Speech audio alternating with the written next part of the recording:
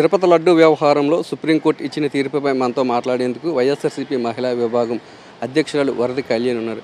Madam చెప్పండి, రాష్ట్ర ప్రభుత్వం ఏర్పాటు చేసిన సిట్ని తిరస్కరించి సిబిఐ డైరెక్టర్ నేతృత్వంలో ఒక కొత్త సిట్ని ఏర్పాటు చేస్తూ సుప్రీంకోర్టు తీర్పునిచ్చింది. ఈ తీర్పు మీద మీ అభిప్రాయం ఏంటి? దీని ద్వారా అయినా వాస్తవాలు బయట ప్రపంచానికి తెలుస్తాయని మీరు అనుకుంటున్నారు? ఖచ్చితంగా అండి. స్వతంత్ర దర్యాప్తు సంస్థని సుప్రీంకోర్టు వేయడం మేమంతా స్వాగతిస్తూ ఉన్నాము. ముందు నుంచి కూడా మేము స్వతంత్ర దర్యాప్తు సంస్థను కోరుకుంటూ ఉన్నాం. అసలు ఈ సుప్రీంకోర్టు తీర్పు అనేది ఈ కూటమి ప్రభుత్వానికి ఒక చెంపపెట్టు లాంటిది. ఎందుకంటే చంద్రబాబు నాయుడు గారు ఒక తప్పుడు అభియోగం చేయడం, దానికి ఎల్లో మీడియా వంత పాడడం కామన్ అయిపోయింది ఈ రాష్ట్రంలో. మేము ఎంతసేపు కూడా సుప్రీంకోర్టు జడ్జితో అయినా లేదా సిబిఐతో అయినా విచారణ ఎందుకు కోరుకున్నామంటే, చంద్రబాబు నాయుడు గారు ఏర్పాటు చేసిన రాష్ట్ర ప్రభుత్వం సంబంధించిన సిట్ అయితే చంద్రబాబు నాయుడు గారు ఏం చెప్తే అదే వాళ్ళు తమ రిపోర్టుగా ఇచ్చే అవకాశం ఎక్కువగా ఉన్నాయి. కాబట్టి ఒక స్వతంత్ర దర్యాప్తు సంస్థ అయితే నిజాలు బయటికి వస్తాయి అనే విషయం మేము ముందు నుంచి కూడా చెప్తూ ఉన్నాము. ఆ వెంకటేశ్వర స్వామి సుప్రీంకోర్టు ద్వారా ఎలాంటి తీర్పు ఇచ్చారని మేము భావిస్తూ ఉన్నాము. ఇప్పుడు ఈ స్వతంత్ర దర్యాప్తు సంస్థలో 2 సిబిఐ డైరెక్టర్సు, అలాగే రాష్ట్ర ప్రభుత్వ అధికారులు 2, అలాగే ఒకరు FSSAI అధికారి ఉండడం వలన ఖచ్చితంగా నిజాలు బయటకు వస్తాయి. అలాగే సుప్రీంకోర్టు పర్యవేక్షణ కూడా దీనిలో ఖచ్చితంగా ఉండాల్సిన అవసరం ఉందని మేము భావిస్తూ ఉన్నాము, ఉంటుందని కూడా మేము భావిస్తూ ఉన్నాము. ముందు నుంచి కూడా ఈ లడ్డు వ్యవహారంలో ఇది కోట్లాది మంది వెంకటేశ్వర స్వామి భక్తుల మనోభావాలకు సంబంధించిన అంశం. ఎందుకంటే ఈ కోట్లాది మంది భక్తులు ఎంతో నమ్మకంగా ఆ స్వామిని కొలుస్తారు, ఆ లడ్డూని ఎంతో పవిత్రంగా భావిస్తారు.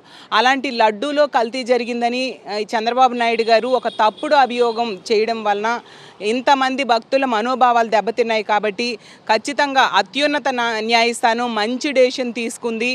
ఈ స్వతంత్ర దర్యాప్తు సంస్థ ద్వారా ఖచ్చితంగా నిజాలు బయటకు వస్తాయి. ఇలాంటి తప్పుడు ఆరోపణలు చేసిన వాళ్ళకి ఖచ్చితంగా చంద్రబాబు నాయుడు గారు లాంటి వాళ్ళకి ఖచ్చితంగా పనిష్మెంట్ ఉంటుందని మేము భావిస్తూ ఉన్నాము. మేడం, దేవుడితో రాజకీయాలు వద్దంటూ కూడా సుప్రీంకోర్టు ఘాటైన వ్యాఖ్యలు చేసింది. ఇప్పటికైనా కూటమి నేతలు ఈ వివాదానికి పులి స్టాప్ పెట్టి ఏదైతే విచారణ జరుగుతుందో ఆ విచారణకు పూర్తి స్థాయిలో సహకరించాలని మీరు డిమాండ్ చేస్తారు?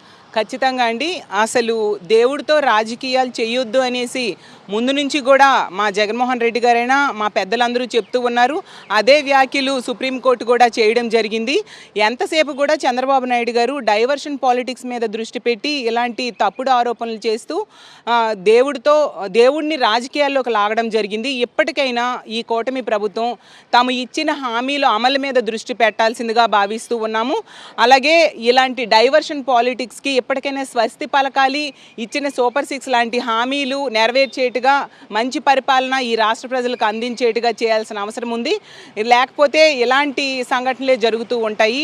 రానున్న రోజుల్లో ఇలాంటి అత్యున్నత న్యాయస్థానాలు ఇలాంటి మంచి డెసిషన్స్ తీసుకోవడం వలన రాష్ట్ర ప్రజలందరూ కూడా చాలా సంతోషిస్తారని తెలియజేస్తున్నారు. జగన్మోహన్ రెడ్డి గారు మొదటి నుంచి సిబిఐ విచారణ డిమాండ్ చేస్తున్నారు. అంటే ఆయన వ్యాఖ్యలను సమర్థించే విధంగా ఈరోజు సుప్రీంకోర్టు తీర్పునిచ్చింది. అంటే జగన్ గారు చేసిన వాదనలో నిజం ఉందని మీరు అనుకుంటున్నారా?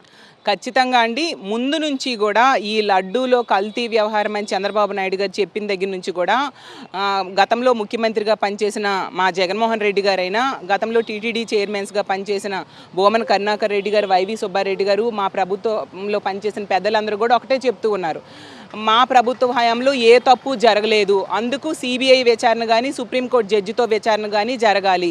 ఇంత ధైర్యంగా ఎందుకు చెప్పగలుస్తున్నాం? ఈవెన్ మా జగన్మోహన్ రెడ్డి గారు ప్రధానమంత్రికే లేఖ రాశారు, మంచి దర్యాప్తు సంస్థతో దర్యాప్తు చేసి నిజాలు బయటకు తీసుకురండి అనేసి.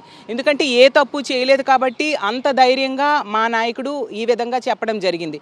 చంద్రబాబు నాయుడు గారు ఎంతసేపు సిట్ అంటున్నారు తప్ప, రాష్ట్ర ప్రభుత్వం ఏర్పాటు చేసిన సిట్ అంటున్నారు తప్ప కేంద్ర ప్రభుత్వం ఏర్పాటు చేసిన దర్యాప్తు సంస్థ అని అడగట్లేదు. ఎందుకంటే వాళ్ళు తప్పుడు అభియోగం చేశారు కాబట్టి, వాళ్ళు తప్పుడు ఆరోపణలు చేశారు కాబట్టి, ఒకవేళ ఇలాంటి స్వతంత్ర దర్యాప్తు సంస్థ కనుక దర్యాప్తు చేస్తే వాళ్ళు చేసిన తప్పుడు ఆరోపణలు బయటకు వస్తాయి. కాబట్టి భయపడి వాళ్ళు వెనక్కి తగ్గిన సంగతి మనం చూసాము.